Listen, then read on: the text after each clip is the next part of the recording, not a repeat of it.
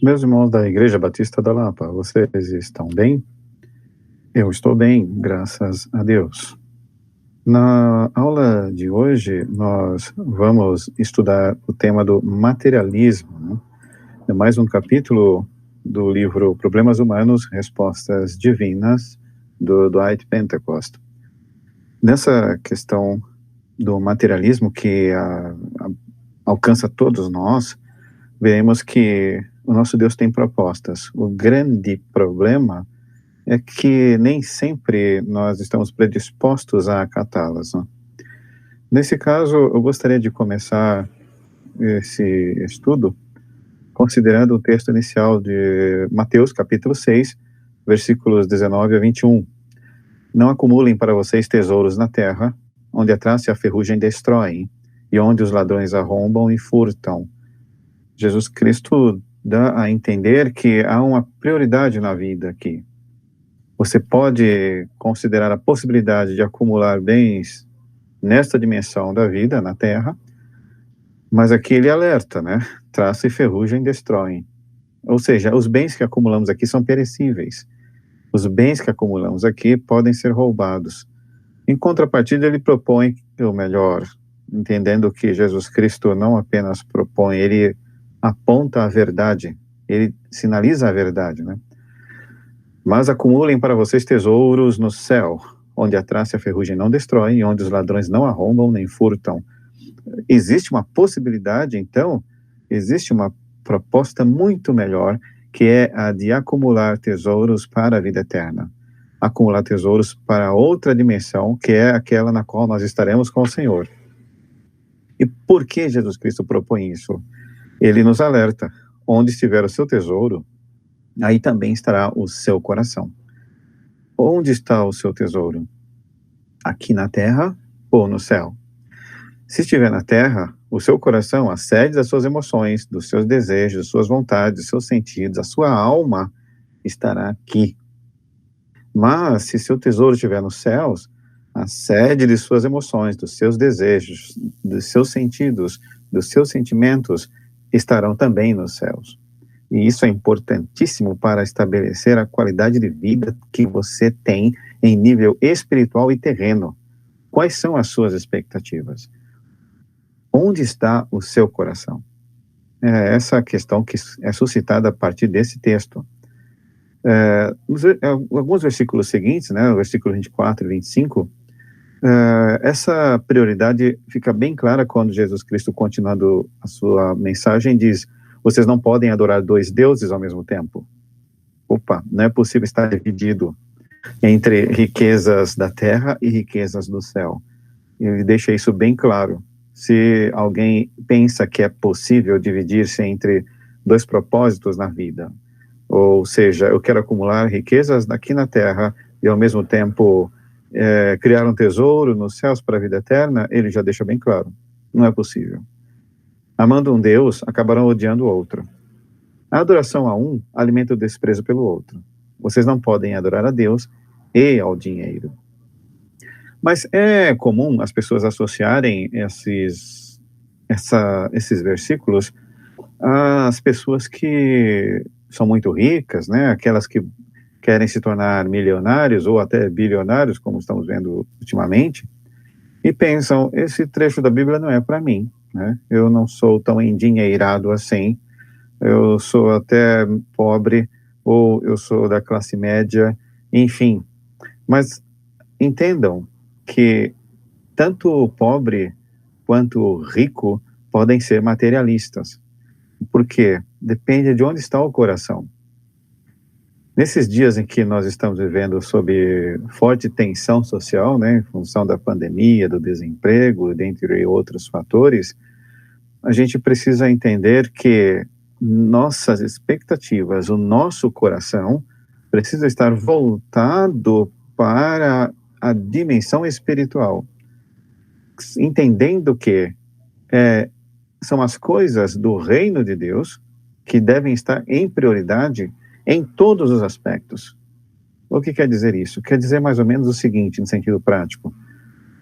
Vocês sabem, eu sou professor, e Eu fui chamado há poucos dias para tomar a vacina, né, para a Covid-19, e eu lembro de que eu tomei a vacina, saí dali do posto de saúde agradecendo a Deus, e ao mesmo tempo orando, falando: Senhor, abençoa esse imunizante. Senhor, põe a tua mão, intervém, abençoa essa imunização. Mas o que quer dizer isso daí? Quer dizer o seguinte: as nossas expectativas não podem estar na vacina.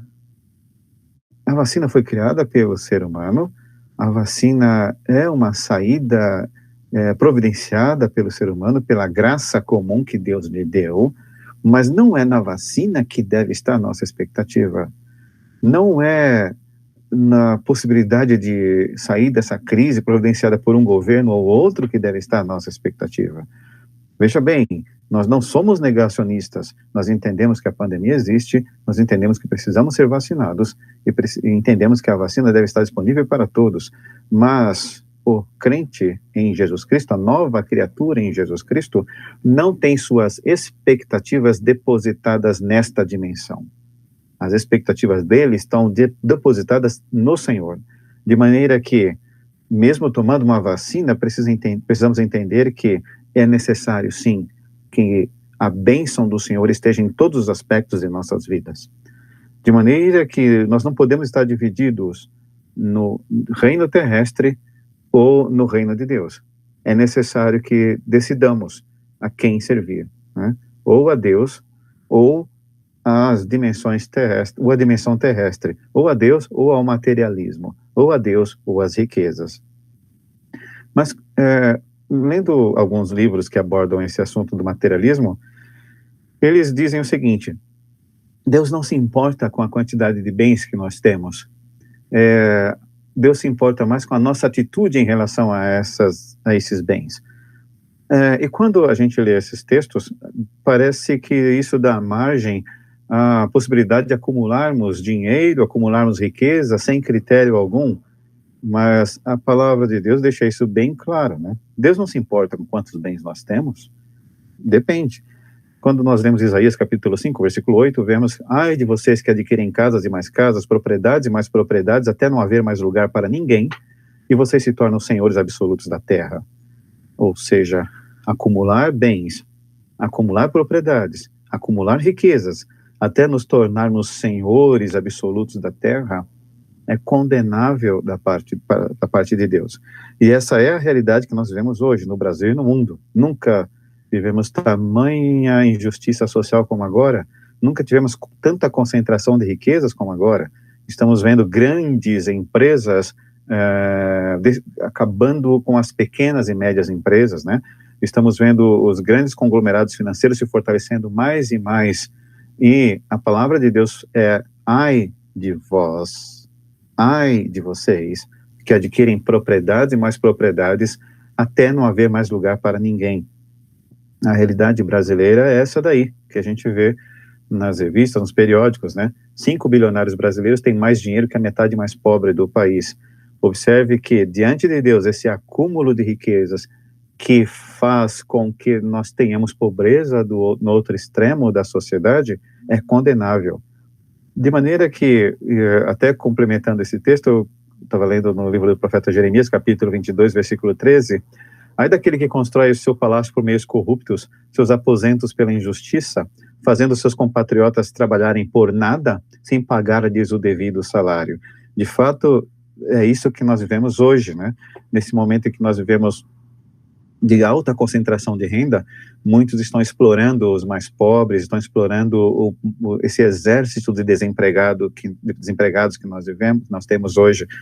Eles estão trabalhando por quase nada, né? Estão trabalhando sem receber o devido salário. Isso é condenável por parte de Deus. Em Mateus 19, versículo 23 e 24, Jesus Cristo diz: dificilmente um rico entrará no reino dos céus. E digo ainda, é mais fácil passar um camelo pelo fundo de uma agulha do que um rico entrar no reino de Deus. Veja bem essas exortações das Escrituras. Não convém acumular riquezas, fazendo com que uma parte da sociedade, uma parte do povo fique empobrecido. Não convém acumular riquezas, explorando a mão de obra, pagando-lhe um salário aviltante. E ainda a parte de Jesus Cristo, ele nos alerta. É muito difícil um rico entrar no reino dos céus. Ele não fala que é impossível, mas ele alerta, não é fácil. E por que não é fácil? Porque a expectativa da materialidade é muito grande, principalmente por parte daquele que viveu acumulando dinheiro, acumulando riquezas. A nova criatura em Cristo Jesus precisa ter as prioridades corretamente estabelecidas. Veja bem, quando ainda no texto de Mateus capítulo 6, Jesus Cristo diz: não se preocupem com sua própria vida quanto ao que comer ou beber, nem com seu próprio corpo quanto ao que vestir. Não é a vida mais importante que a comida e o corpo mais importante que a roupa? Observe que o Senhor coloca certas prioridades, porque são esses os posicionamentos que a nova criatura em Cristo Jesus deve ter. Não se preocupem com a sua própria vida, né? No original aqui, psique, né? A vida aqui como fôlego de vida mesmo, não a psique da alma, mas como fôlego de vida. Não se preocupem com a sua própria vida quanto ao que comer ou beber, nem com seu próprio corpo quanto ao que vestir. É interessante porque nós precisamos sim nos preocupar, né? Com o pão nosso de cada dia, mas o que Jesus Cristo propõe aqui é uma posição diante da vida, de maneira que nós saibamos estabelecer prioridades. Ele diz, não é a vida mais importante que a comida? Ou seja, é mais importante você ter a vida do que a comida. É mais importante você ter o corpo do que um guarda-roupa atualizado. E olha como esse discurso, essa mensagem de Cristo é voltada para a realidade, para o momento que nós vivemos. Há pessoas, aliás, eu estava conversando um dia desses com uma pessoa que estava internada, ficou quase 10 dias internada por conta da Covid, e essa pessoa sobreviveu, né? Não chegou a ficar na UTI, enfim, saiu e ainda estava se restabelecendo, mas em uma ansiedade enorme para voltar aos negócios, enfim. Mas quando ele estava lá internado, ele estava pensando apenas na possibilidade da situação se agravar e ir para a UTI. Observe que a nova criatura em Cristo Jesus precisa ter essas prioridades muito bem estabelecidas. O que é mais importante? A vida ou comida e bebida? O que é mais importante? O corpo em sua integridade ou um guarda-roupa atualizado? Ou um guarda-roupa moderno? Essas prioridades precisam estar muito bem estabelecidas. E Cristo deixou isso claro, né? É mais importante, sim, estar vivo. É mais importante ter seu corpo íntegro. E as outras coisas vos serão acrescentadas, como a gente vai ver na continuidade desse sermão de Jesus Cristo. Ainda em Mateus capítulo 6, versículo 25, ele diz, se vocês se decidirem, eu vou ler agora o mesmo trecho na Bíblia, a mensagem, né? Se vocês se decidirem por Deus, vivendo para cultuá-lo, não ficarão aflitos com a comida que terão de pôr na mesa, ou se o guarda-roupa está fora de moda. Há muito mais coisas na vida que a comida que vai para o estômago. Há muito mais coisas para se ver que as roupas que vocês usam. Há pessoas que têm uma preocupação enorme em atualizar seu guarda-roupa, mas há muito mais na vida para ser visto, para ser vivido. Há pessoas que se preocupam com o que vão comer e se esquecem que antes disso nós temos a vida. Precisamos ter vida. E tendo vida, temos sim apetite, né?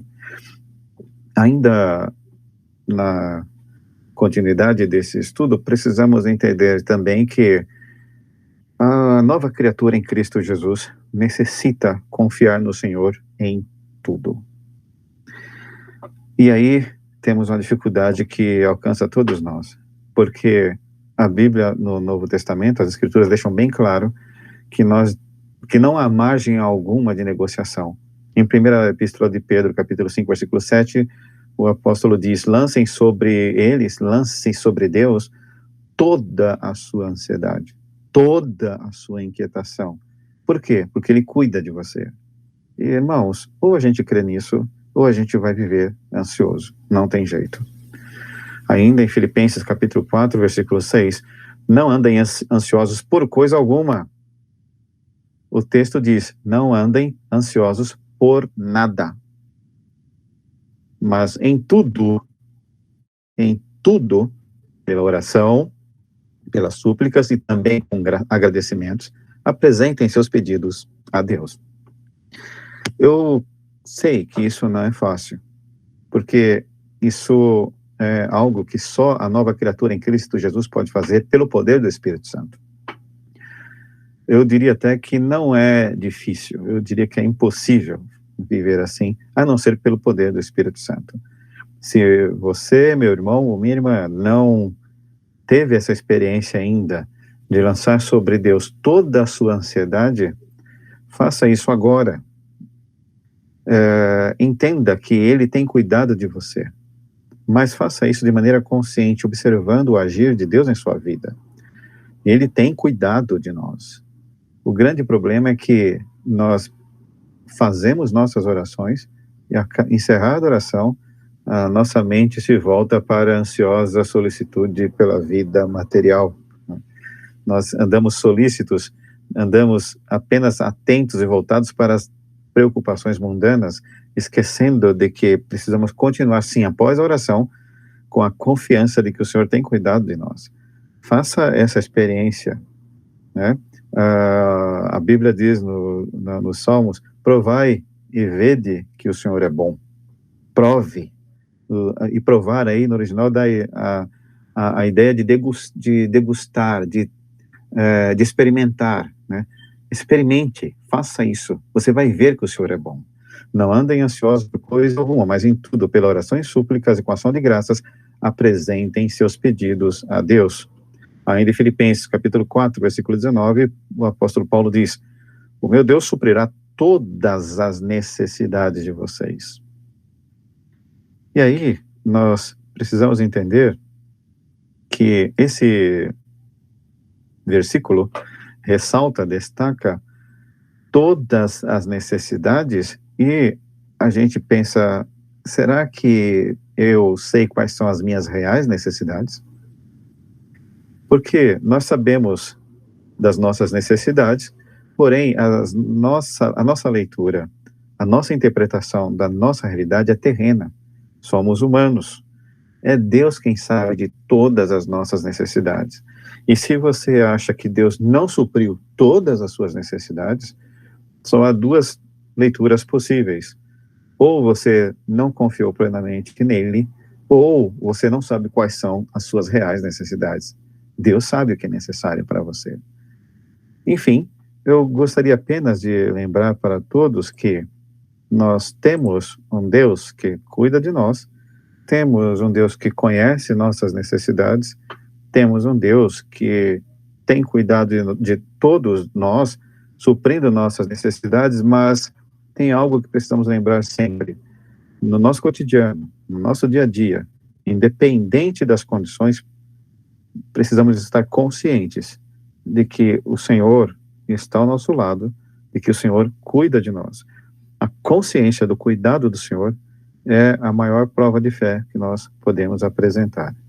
Que o Senhor nos dê graça, que o Senhor nos ajude pelo poder do Espírito Santo. Amém.